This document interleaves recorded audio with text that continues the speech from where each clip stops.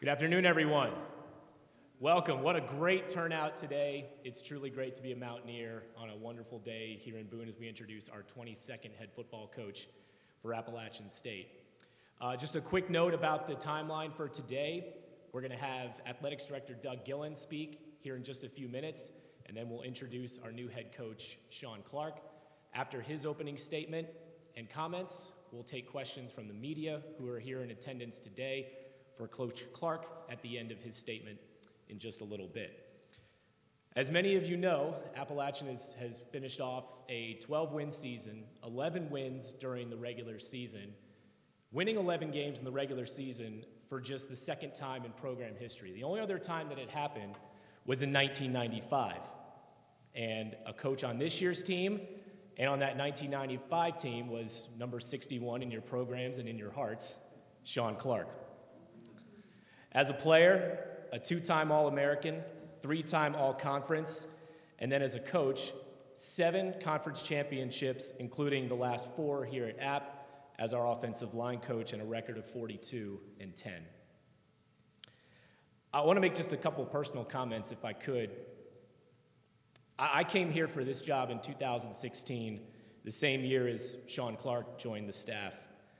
I came here even though I'm an alum and have been around the program for many years. When I came here, I didn't know a lot of the coaches and staff members, and Sean Clark was really the first person that befriended me, and he's been wonderful to me and so many others, and for that, I'm forever grateful for him and so happy for him on this day.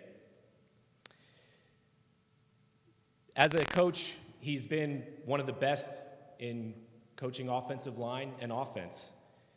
He's coached a team that has been amongst the nation's best in rushing and fewest sacks allowed, including this season, top 25 in both of those categories.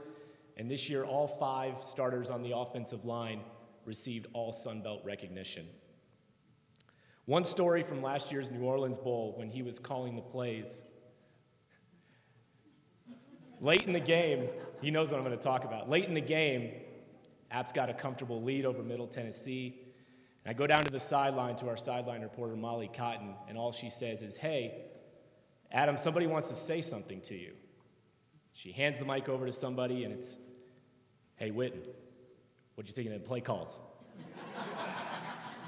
It was Sean Clark, and App had the highest scoring bowl game in program history in a 45-13 win.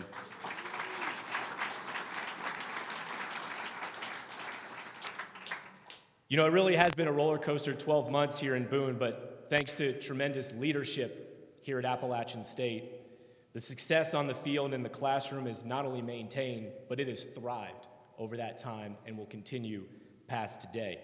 Leadership that makes me and so many others in this room and watching us so proud to be a Mountaineer. So with that, please welcome our Director of Athletics, Doug Gillen.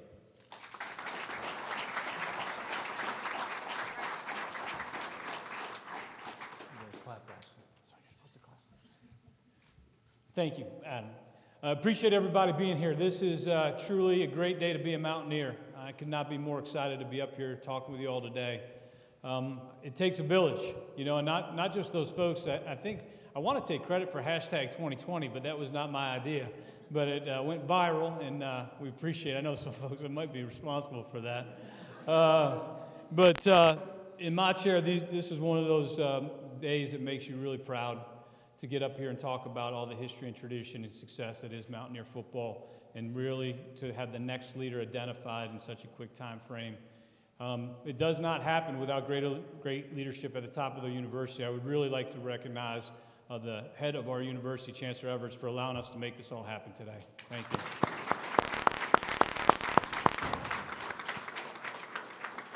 We have some other great folks here in attendance, too, as well. As I mentioned, so we have the Board of Governors. Philip Byers is here. Philip, thank you for being here and for all your support. Board of Trustee member Tommy Sofield, Echo, thank you for all your support. And the man that we'll build a statue after, Coach Moore, thank you for being here. You and Margaret, absolutely. And last but not least, Roach Laney, ex-athletic director here. He knows what it feels like to do this. Thank you for being here.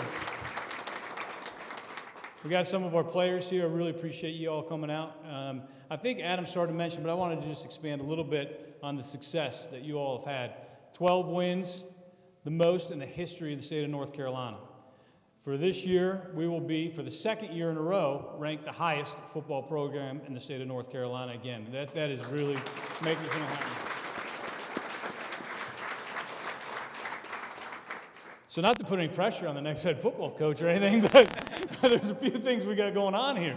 I won't be long-winded, but I really am excited for Gianna, Braxton, really excited for you all to be part of the head coaching family now. We wanted to do an efficient search. We wanted to do a quick search, but we wanted to get the right person to lead this program. And obviously, having done this within the last 12 months, we had some time to make sure we identified the key characteristics, and those will always be academic integrity. We're going to recruit student athletes that can compete in the classroom first and foremost. We're going to be good community partners. We're going to be good campus partners. We're going to be competitive on the field, and we're going to provide a world-class experience for our student athletes. So those were the four pillars as we looked to who would be the next football coach. We wanted to make sure that we checked all those boxes like we always have in the past, 14 straight semesters over a 3.0 GPA for our student athletes across our programs. We wanted that to continue. We wanted the right person to be on board for that. But for our student athletes, most importantly, as I mentioned to them on Monday, I wanted to make sure that we identified the coach in an expeditious manner so that they could get busy getting ready to go win us another bowl game and make sure that they didn't have this hanging over their heads. So we really worked hard to make that happen fast. I will say it again, we got the right guy at the right time to lead this great university. And I'd like to introduce you our next head football coach, Sean Clark.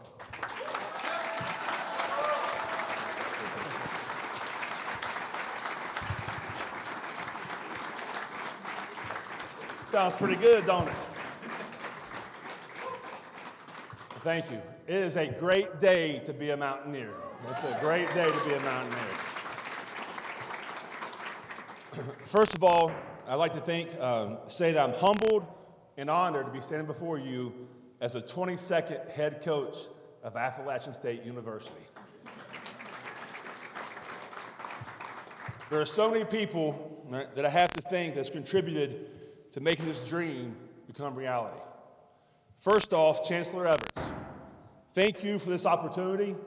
The support you've shown me through the process will never be forgotten. Thank you. Doug Gillen, thank you for the opportunity. Our vision for this program and our vision is parallel. I look forward to working with you and our great administration to continue this unrivaled success. I'd also like to recognize and thank the Board of Trustees. Tommy, I see you're here. Vice Chancellor Randy Edwards, and of course, the great Governor Byers. To my family, my wife Janelle, my daughter Gianna, my son Braxton.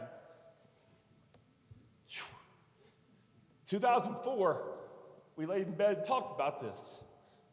The head coach at Appalachian State, it is here. I can't wait to be your coach.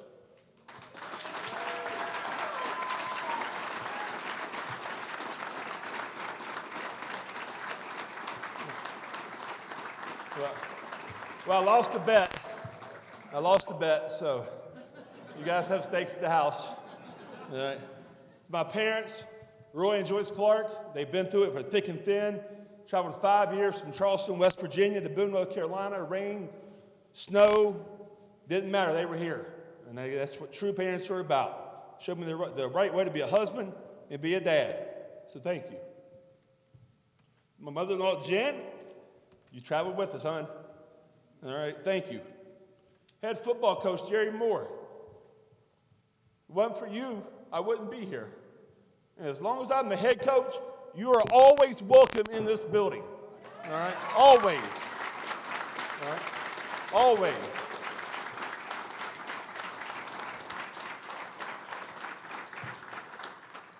Woo. To Scott Satterfield, thank you for bringing me back. All right? To start this journey as a head coach, he was a great friend and a mentor. I wish him all the success, but thank you for bringing me back. Eli Drinkowitz, thank you for retaining me. He has been a great mentor throughout the way. I won't be wearing a visor, though. To all my former teammates, I promise you I will get back in touch with you. And I promise you we'll make something proud for this program. To the Yosef Club, thank you. Without you, this is not even possible. So thank you so much for what you do. To all of that nation, you have rallied this week like no other. Please continue to rally for this program. Please continue. Pack the rock and make it the best home field advantage in college football. Our football staff, thank you for continuing to work for this bowl game. It's about our players, and every one of our coaches have promised me they would finish the mission for these players. They will coach in the bowl game. And to our players, you know I love you. I can talk a million things about it. All right, Vic, we've been through it all. All right, Noah, Zach, everyone else, you know I'm here for you. All right, whatever you need, I'm here, and you have my number 24 hours a day. Damn, Noah. All right. All right, there's a foundation that's been established here. A foundation established by all that have worn the black and gold. A foundation that spans generations. And I am proud and humbled to be a part of the tradition that so many here today respect. Let's state the obvious. I've inherited a great program. A program that broke many records in the 2019 football season. A program that made history. A program that ended up being ranked top 20 in college football.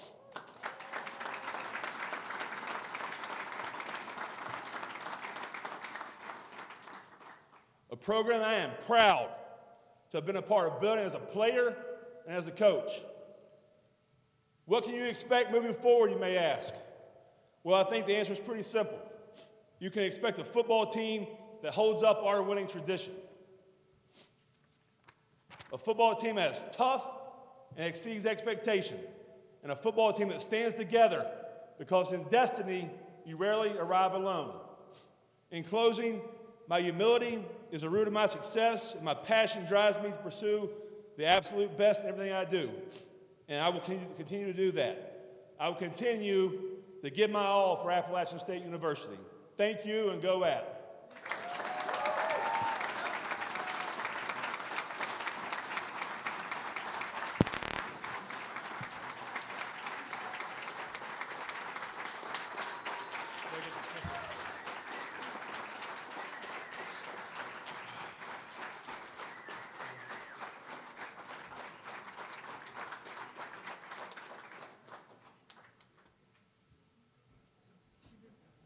Just my water or your water? All right, just a reminder, we're going to take some questions now from our media that are here in attendance. If you have a question, please raise your hand. We'll get a microphone to you, and please state your name and your affiliation before your question.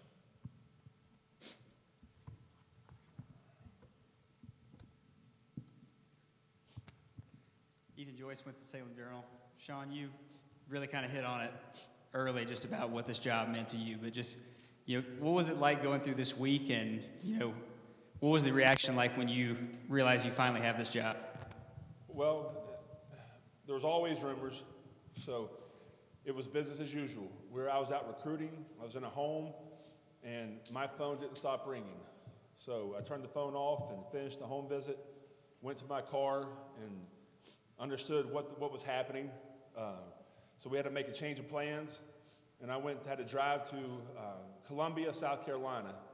It was a 3-hour drive to get ready for a home visit at 8 o'clock that morning. I went to bed about 1 o'clock that morning. I got up at 5, and I had 817 text messages. So I went to the home visit. Doug called and said, "You need to get back to Boone right now." And I said, "I'm on my way." Well, continuing up I-77 at a high rate of speed, a left front blew out on me. So I was calling Janelle. Our AAA had run out. I tried to change the tire. Nowhere to be found was the jack. It was under the seat. So, hour and a half later, we get back to Boone. Some of Doug and Jonathan Reeder explained what was going on, that I'd been interim head coach, and I had a chance to interview, but he was going through the process, and he had to get the right guy. And from that day forward, I introduced to the team, and it was just been surreal. And what I've had from these players and former players, It's just been a whirlwind.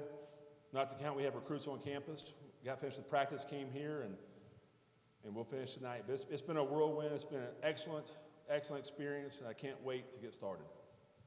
Can you just kind of go back to when you came here from Kent State and you were getting back to your alma mater? What's kind of going through your mind when you get back in Boone and you're trying to maybe kind of set this in motion that maybe one day that this could be a program you're leading? Well, the first thing I had to convince my wife that it was 70 and sunny in Boone all the time.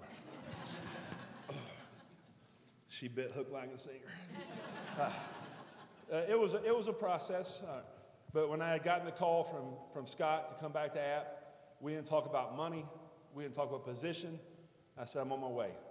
And my wife and my kids dropped me off at the airport in Akron, Canton, flew to Atlanta, and hasn't stopped since. But it's just when you coach at your alma mater, there's something special about it. And the extra hours you put in, you want to make your alum, your fellow teammates, everyone in App Nation, you want to make them proud. And that's what's so gratifying to me, is to make you guys proud. David Ware, 24/7 Sports. Sean, could you talk a little bit about maybe some of the milestone figures during your coaching career that you feel really helped to prepare you for this opportunity? There's a couple in this room right now. Coach Jerry Moore. 1994, we got beat by Boise State. And the way he addressed the team that day, I told myself, I want to be a football coach to affect someone's life like that. So that was the biggest influence. Mike Kent got me into coaching, taught me what it was like to work, and we worked as a graduate assistant. Danny Hope, who gave me my first shot, he hired me for the players to like me. He said, I don't want you to about coaching, have the players like you, and I'll teach you how to coach. And he taught me from ground zero how to coach. And the biggest thing he told me was, make sure you treat your players like they're your own kid. And that's something I've always tried to do, is to be fair, to be consistent, and to be honest. And we always have tough conversations. They know that's coming from the heart. Stacy Searles, he's at the University of North Carolina. He was my offensive line coach at Appalachian State. And I thought I knew what hard work was till I got here. And he really took it to the next level. So as far as mentors, those have been really big mentors in my life, and guys I fall back on all the time. And it's just an honor to be able to carry on what they taught me. Obviously, it's great for you to be able to be back at your alma mater, but the first thing you did when you finished playing at App State was you went elsewhere, and you went to other schools and you experienced some different cultures. Can you talk a little bit about the importance of what you learned while you were away from App State that made you bring good stuff back with you, but probably also made you appreciate being off? Every place I've been, I tried to take something from a coach. There's something that one day, if I had to run my program, I would do that. There are a lot of things I said I wouldn't do. But the one thing that people talk about it all the time, and this place here is family. Look at this crowd right here. You're talking with an old country boy from West Virginia that's made it to the head coach at Appalachian State. And all these people are here to see myself and my family, and that's pretty special. Steve Bear from the paper was just wondering, it's a news flash, I'm sure. You got a game coming up next week, so there's really not a whole lot of time to get involved in all this. You got a game to coach. Just kind of talk that kind of happened last year where you didn't have your head coach who had been there and the assistants kind of rallied around. How much do you depend on them for that extra effort that it's going to need because you don't have a head coach? Well, they do now. Right. But the one that was there the first 12, 13 We years. have a great coaching staff. And the first question I ask them is, if you're going to be here, you're going to be here. If you're not, don't come. And they all promised myself and these players they would finish the mission. And we have great coaches. I trust those coaches to do the right thing. And we still staff me every morning at 8 o'clock, and we leave when the job is done. And we're going to work to make sure we put a great product on the field for these players and for our fans. The players had to rally around you last year, too, because you can't do it with them. You can talk all you want, but they got to listen. You feel like you've got that going into next week? That's never been an issue at Appalachian State. And that's what makes this program so unique. I said this last year at the bowl game. Until you're here and been a part of Appalachian State, you have no idea what's inside this building. And that's why in this town of Boone, North Carolina, we have a top 20 program, and one I am proud to be the head coach of. You guys game plan to anything?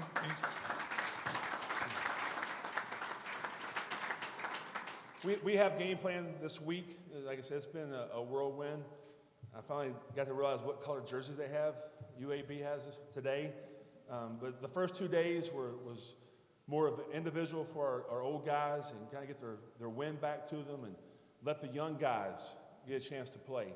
And that was important to me, to make sure these young players have a chance to get ready for spring practice and to make sure they're in a position to compete for a starting spot next year.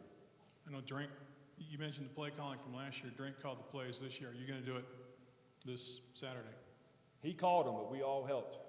Mm-hmm. We all helped game plan. So, again, I have a great staff. I've entrusted Garrett Riley, Justin Watts to carry the mission. Coach Washington, they'll do a great job. And I'll be helping the O-line through bowl practice. But I'm just trying to get my head around the thing that I'm the head football coach at this place. One last one, and then I'll shut up now. Offensive line coaches, stereotypical maybe. They like to run. They game plan for the run. They love to knock those guys around. But you, from what I understand, you call a lot of pass plays. You seem very balanced. Is that how you want to run your offense? We try to. And again, that was last year. Every receiver was worried we were going to run the ball 90 times, 90% of the time. But again, there's one thing. We're going to get the ball to the playmakers. And we're going to have a dominant offense. We'll get more in detail as the days go by. But we're going to have a dominant downhill run game. We're going to stretch the field vertical. But we're going to be a tough football team on offense and a tough football team on defense. Thank you, Coach.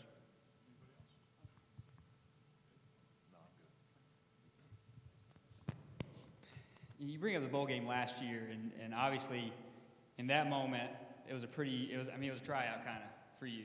But now that you think about where you are, is it kind of crazy to think about just how much has played out since then? That it wasn't just about being retained by the new head coach; it's where you are now. No, I think this is what the good Lord put me on this earth to do, and is to coach football. And that's just not X's and O's. That's changing lives. And that's my main goal. If they leave here and all they know is about football, then I've failed them. So every year I prepare myself for this opportunity to be the head coach, and it's here, and we can't wait to get started. How important is this bowl streak that's going on for this program? I know the conference championships, and especially winning the last two conference championship games. But as far as the bowl games go, what does that mean to the program? I think it goes back to tradition and what this place is built on, what Coach Moore built here, what these players built here. We take a lot of pride in what we do, and we expect to win every football game. I don't care who we're playing. Our players, if we were playing the Dallas Cowboys, we expect to win. We don't go anywhere to be second fiddle. So that's what makes us special, makes us unique. David Colson, College Sports Journal. What initially drew you to Appalachian State as an 18-year-old? Well, I had a counselor in high school named Kaki Eller who walked in one day and said, "Here, you need to go to Appalachian State. This will fit you." And I said, "All right, that sounds good." And I threw it away. And I ended up going to Fort Union Military Academy. And Coach Moore and Coach Wiley was down, and they were looking for a long snapper. And I was a long snapper. And I snapped two snaps. He said, "You have a scholarship." Remember that? I won't say names of the years previous. There was a long snapper that snapped. I think he snapped at the blowing rock a few times. but had a chance. That was my scholarship. Was a long snapper, and I came here and never long snapped to my senior season. So I came here, but I fell in love. And again, it goes back to what Coach Moore did and all these coaches before me, and it's just the family atmosphere. And I could pick the phone up right now. Dave Pass Tuesday, he's in the audience right now. I don't care if I was in Myrtle Beach, South Carolina. If I needed Dave Pass Tuesday, he would drive to Myrtle Beach and take care of me. Or if I saw Chad Groover or Danny Bailey or Kenny Barbie, all these names, we formed a brotherhood. And that was formed back in the 90s. And these guys have carried it on. And I'm so proud of what they've done and what they do and how they represent this university. And it's just a unique place. If there's one thing that you could just reflect back on in terms of what you learned from Coach Moore, and maybe also talk a little bit about what you learned from Stacy Searles. Well, with Coach Moore, I learned how to treat people. And that's what it's all about. When I retired from coaching, if all they say is I was an X and O's guy, then I've failed everyone I've coached. If they say I treated them right and I was fair, then I learned that from Coach Moore. And don't let old haysucker over here fool you now. He was tough on us. All right? There were many practices. We were in 24th period practice, and he didn't like how it would go. In period 18, he would start it over again. But he was always fair to us and taught us how to be men. Stacy Searles, he's talking about toughness. And that was what we hung our hat on back in the 90s. We weren't very good, to be honest with you, as an offensive line group, but we were tougher than you. And we'd go 4 quarters or as long as it took, and nobody wanted to go against us. So that's why I try to steal these guys right here. They play hurt, they play sick, they play tired, but when it comes Saturday, they're ready to go. And that's what I'm so proud of these guys for. How important do you think it is right now to go back to more of a traditional kind of approach with App State football? You had somebody that came in from the outside last year. This year, we're going back to, to somebody that has roots with the program. How important do you think that is to where App State is at right now? Well, Eli Drinkowitz did a great job at this university, and we owe a lot to Eli Drinkowitz. But to keep it in the App family means something. And for the next 5 years, I'm not going, especially next year, I'm not going anywhere.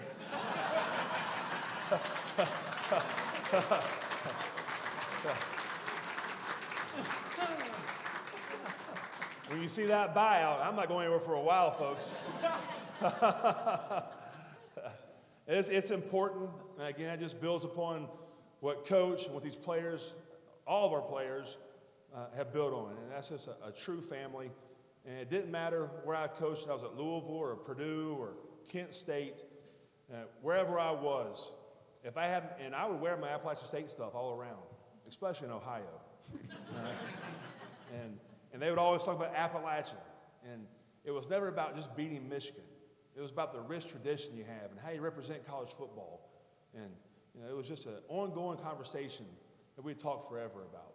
And it doesn't matter where we are. If you have that A on your chest, then there's always time for conversation. And that's what makes this place so special. I can't wait to get started. David Rogers, Blowing Rock News. Last year in the bowl game, we saw, I think we were sort of surprised at what we saw from Sean Clark, the play caller, with some trick plays early. So what kind of offensive mind or style does Sean Clark bring? Well, we're not going to change much for the next 10 days. We'll keep it consistent for our players. But we have a saying in our room, scared money don't make money. And we're not going to be scared to play football. And we're not going to play scared. We're going to play aggressive. And the name of the game is to score. And that's what we're going to do. We'll put our guys in the right position. We have an unbelievable quarterback. We have an unbelievable running back. We have a fantastic O-line. I'm not sure who's going to replace myself, but again, we're going to do what best fits our players. And again, we'll have an aggressive offense, and we're not going to back down. You mentioned earlier that you have all of your assistant coaches have pledged to stay through the bowl game. It kind of begs the question of, do you have any idea how many are not going to stay, or how many have you had a chance to figure out who you're going to want to retain or whatever? I will talk to those guys after the bowl game. We had a staff meeting yesterday, and I just told them, get through this week, get to the bowl game. Those guys are excellent coaches who coached the team that's 12-1, so I want to make sure I do right by those guys. But we're not going to get into that right now. We're going to wait until after the bowl game.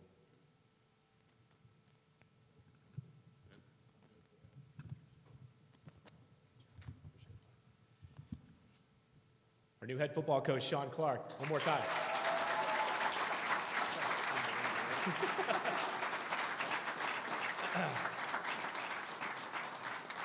All right, just a couple items before we wrap up. Want to let everybody know that thanks to the hard work of the folks in athletics, Teresa, Spencer, Joey, everybody, we have season tickets on sale for the 2020 season. So those here in the room, those watching us live right now,